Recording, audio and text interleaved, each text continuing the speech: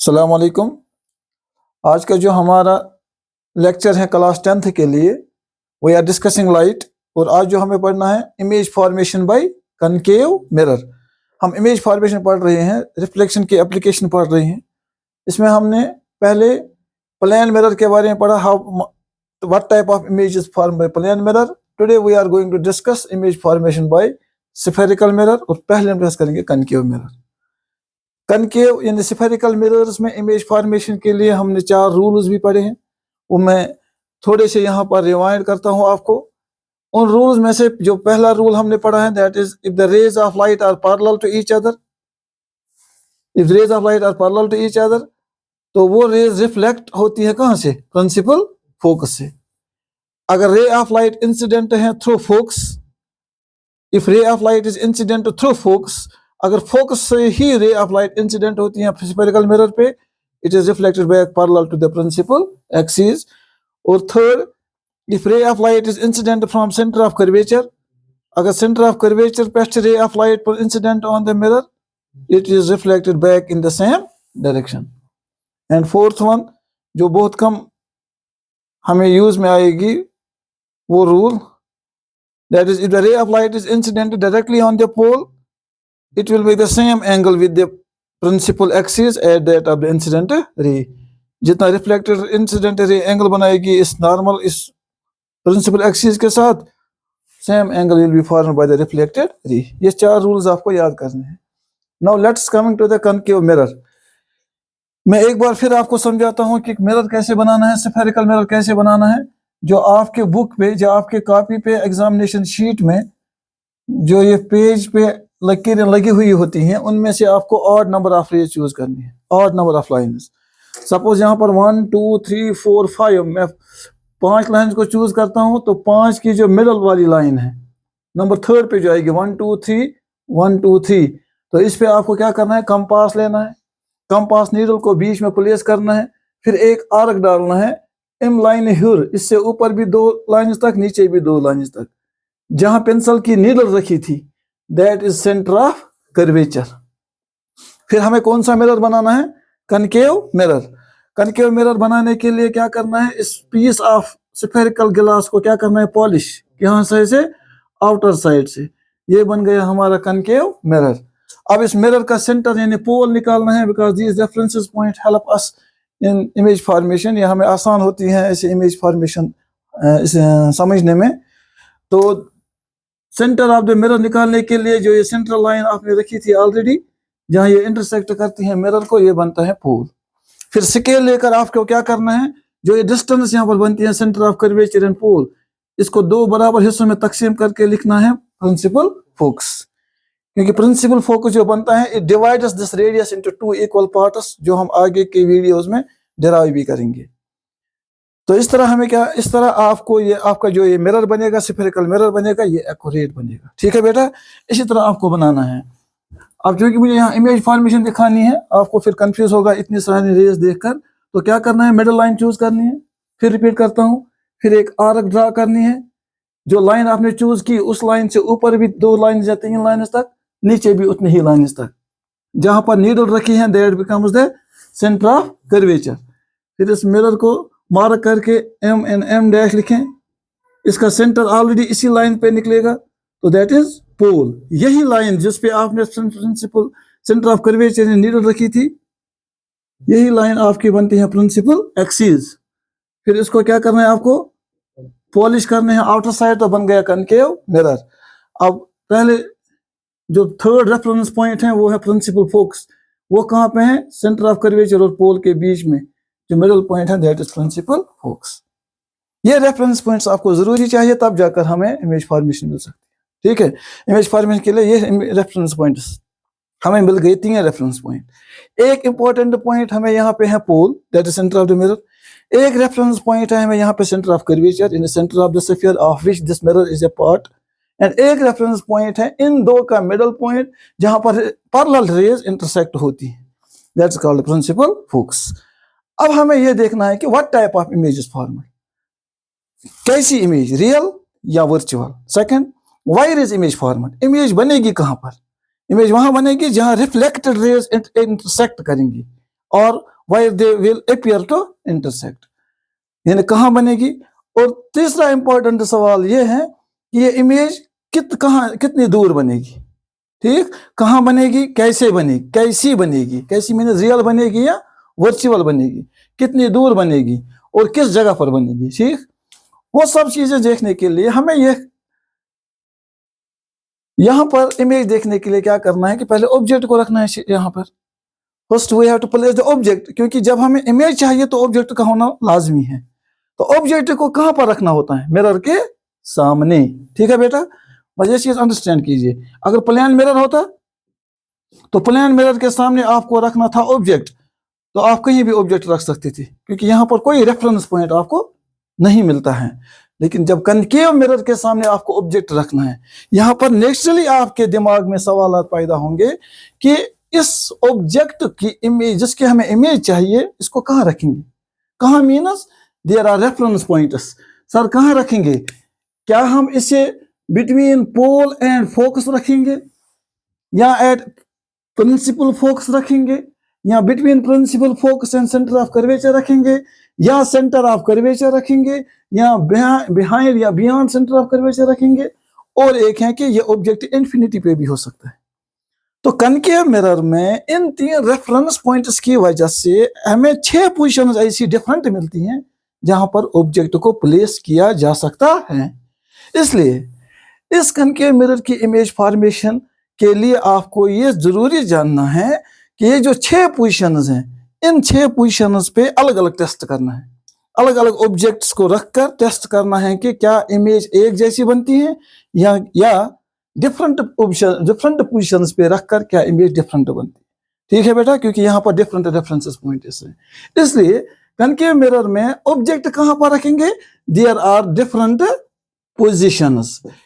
एक पोजीशन जहां पर हम ऑब्जेक्ट रख सकते हैं, that is object can be, शाबाश, object can be placed, object can be placed, number 1 कहां पर, between pole and principal focus. यहां पर ऑब्जेक्ट रखकर हमें देखना है कि इमेज कहां और कैसे बनेगी, ठीक है बेटा। ये आपके एग्जाम में आ सकता है। यहां आपसे पूछा जा सकता है what type of image is formed by concave mirror when object is placed at principal focus, that is F. वहां पर रखकर इमेज कैसे बनती है, कहां बनती है। Third position when object is between principal focus and centre of curvature. इन दो के बीच में कहीं पर ऑब्जेक्ट रखकर देखना पड़ेगा कि इमेज कहां और कैसे बनती है। या fourth position is object can be placed at centre of curvature. Fifth position is centre of curvature से थोड़ा दूर, यानी ऑब्जेक्ट को रखिए लेकिन इस मिरर के सेंटर ऑफ कर्वेचर से, इसके कर्वेचर से थोड़ा दूर, दैट इज कॉल्ड बियॉन्ड या बिहाइंड, ये आप लिखेंगे बिहाइंड सेंटर ऑफ कर्वेचर। और सिक्स्थ पोजीशन हो सकती है object can B at infinity, that is at infinity. इसलिए यहां पर एक सवाल जो है what type of image is formed by concave mirror, इसका कोई जवाब नहीं है तब तक जब तक न आपको पता होगा wire is object placed. Let us find out कि क्या इन तमाम पोजीशंस पे ऑब्जेक्ट को रखकर क्या एक जैसी इमेज बनेगी या डिफरेंट बनेगी। Let's find out that. तो सबसे पहले हम टेस्ट करेंगे, आज जो हम टेस्ट करेंगे वो हम करेंगे इमेज फॉर्म्ड बाय, शाबाश, image formed by concave mirror, image formed by concave mirror when object is placed between pole and principal focus। ये आपको एग्जाम में अक्सर पूछा जाता है। Find the nature, size and position of image formed with the help of ray diagram। आपको diagram के जरिए समझाना होता है, बताना होता है कि इमेज का नेचर यानी रियल या वर्चुअल बनेगी, पोजीशन कहाँ बनेगी, एंड साइज के बारे में। साइज मतलब कि ऑब्जेक्ट के साइज से बराबर, कम या ज्यादा इमेज का साइज होगा। वो 3 चीजें आपसे पूछी जाती हैं when object is placed between pole and focus. अगर ये सवाल आपको हल करना है, ये जानना है, तो आपको क्या करना है, इस प्रिंसिपल फोकस एंड पोल के बीच में कोई भी एक पॉइंट चूज करना है। तो जो रूल्स होते हैं ना, रूल्स यहाँ पर और एक बार मुझे समझानी है आपको। सपोज ये है प्रिंसिपल एक्सिस, आपको बनाना है ऑब्जेक्ट, आपको बनाना है ऑब्जेक्ट। सपोज ये है आपका प्रिंसिपल फोकस और ये है आपका पोल। तो बनाओ ऑब्जेक्ट, आपके पास चॉइस है। स्केल लीजिए, एक परपेंडिकुलर स्ट्रेट लाइन डालिए बिटवीन दीज टू लाइन, दो लाइन के बीच में एक स्ट्रेट लाइन डालिए। ठीक, कहाँ डालेंगे आप, क्योंकि ऑब्जेक्ट की सिंबल यही है, अपने एक परपेंडिकुलर लाइन ड्रा करनी है किसी भी जगह। ठीक है बेटा, फिर इसके टॉप पे एक एरो बनाना है, दैट इंडिकेट्स इट्स हेड। दोनों लाइन दरमियान क्या बनाई होती है, बिकॉज जो आप दो लाइंस के बीच बनाएंगे तो आपका जो ये एरो होगा ना, एरो का हेड ऊपर वाली लाइन को टच करना चाहिए, ये आपको आगे हेल्प करेगा। ठीक है बेटा, ये बन गया हमारा ऑब्जेक्ट। अब हमें फाइंड आउट करना है कि इस ऑब्जेक्ट की इमेज कहां पर बनती है। इमेज को हासिल करने के लिए हमें यह देखना है कि इस ऑब्जेक्ट से निकलने वाली रेज जब इस मिरर के साथ टकराएंगी तो रिफ्लेक्ट होने के बाद वो कहां इंटरसेक्ट करती हैं। जहां इंटरसेक्ट करती होंगी वही इमेज बनेगी। यहां से तो बिलियंस ऑफ रेज आएंगे। हमने इमेज हासिल करने के लिए इस ऑब्जेक्ट के एक पॉइंट से कम कितनी रेज लेनी है, 2। जिस पॉइंट से हम लेंगे वही पॉइंट की इमेज बनेगी। फिर हम गेस कर सकते हैं कि इसी तरह हर एक पार्ट की इमेज बनेगी।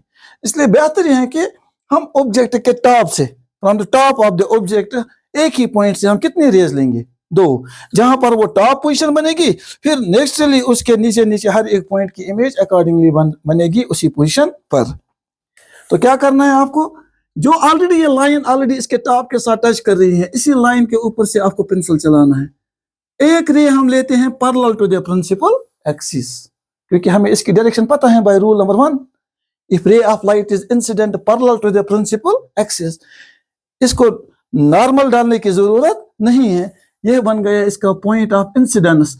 तो इसकी डायरेक्शन वापस ढूंढने के लिए हमें नॉर्मल डालने की जरूरत नहीं है, क्योंकि रूल फर्स्ट हमारे पास है, वो कहता है कि अगर रे ऑफ लाइट है parallel to principal axis, it is reflected back. ये कहां से रिफ्लेक्ट होती है, तो आपको क्या करना है, प्रिंसिपल फोकस के साथ स्केल रखकर इसको यहां तक खींचना है, जितना आपके पेज पे गुंजाइश होगी उतना खींचो।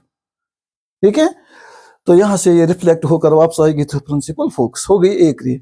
अब रे नंबर 2 आपके पास चॉइस है, दूसरी रे इसी पॉइंट से डालनी है। डालोगे कहां, आपके पास 2 चॉइसेस है, मैं दोनों चॉइसेस दिखाता हूं।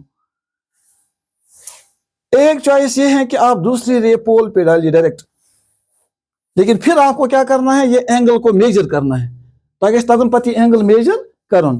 फिर जाकर आप उसी एंगल के बराबर और एक एंगल यहां से बनाएंगे तो रिफ्लेक्टेड रे यहां से जाएगी। अगर आपको लगता है कि पोल पर डालने के बाद हमें जो एंगल मेजर करना है ये हमारे लिए थोड़ा मुश्किल हो सकता है, ये मैं गलत हो जाए, तो फिर और एक तरीका है, आप यहां पर स्केल को लीजिए और स्केल को आप ये ट्राई कर सकते हैं कि यहां तो आप प्रिंसिपल एक्सिस, ये जो प्रिंसिपल फोकस है, इसके सीध में आप इंसिडेंट रे डालिए।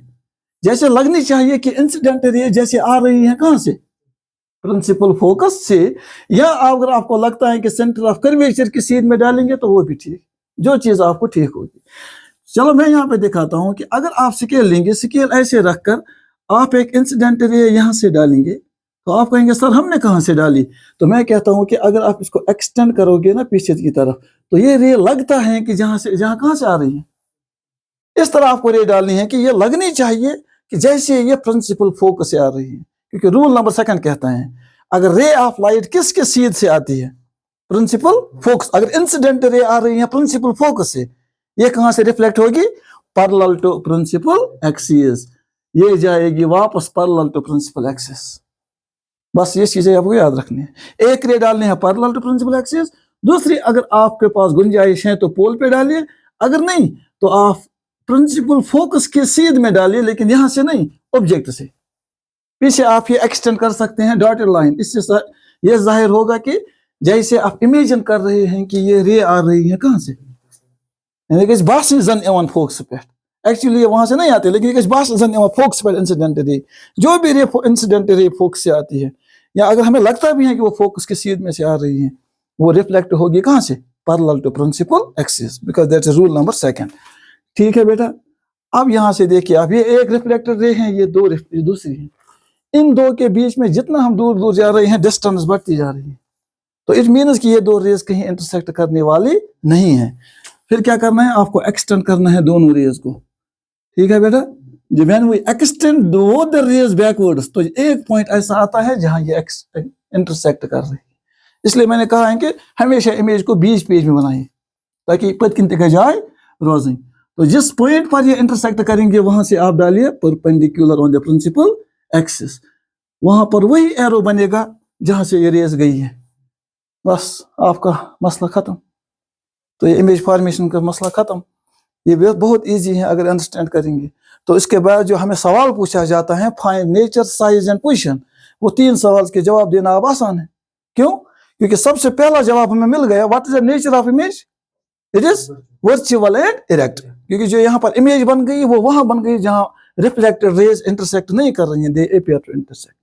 तो image format is virtual and erect. ठीक, what is the size of image? देखिए ऑब्जेक्ट का साइज और इमेज का size, it is larger than the object, it is bigger than the object, it is enlarger. जो चीज आपको याद रखी, आपके सेंटेंस से ये जाहिर होना चाहिए कि ये इमेज का साइज ऑब्जेक्ट के साइज से बड़ा बना है, क्योंकि इमेज भी दिखाती है और आपका स्टेटमेंट भी वही होना चाहिए। Third is wide is form, कहाँ? Behind the mirror, on the opposite side of the object. तो आप उसके बाद आंसर में ऐसे लिख सकते हैं। अगर आपको ये क्वेश्चन आती है तो आप फिर इमेज इस तरह बनाकर ये आंसर लिख सकते हैं, when object is placed between pole and principal focus, image format is virtual and, शाबाश, वर्चुअल एंड इरेक्ट। ठीक है बेटा, हो गया एक, हो गया इसका नेचर, शाबाश। इट इज, शाबाश, enlarged, enlarged means it is bigger than the object, it is larger than the object. And third one is it is, यानी image is formed behind the mirror, ये मिरर के पीछे बनती हैं, behind the mirror। यहाँ आप लिख सकते हैं it is formed on the opposite side of the object, वो भी एक सी बात। ठीक, बस ये आंसर आपने दिए तो आपका क्वेश्चन मुकम्मल हो गया। सिर्फ यहाँ पर याद रखना है कि इमेज फॉर्मेशन में इमेज कैसे ड्रा की जाती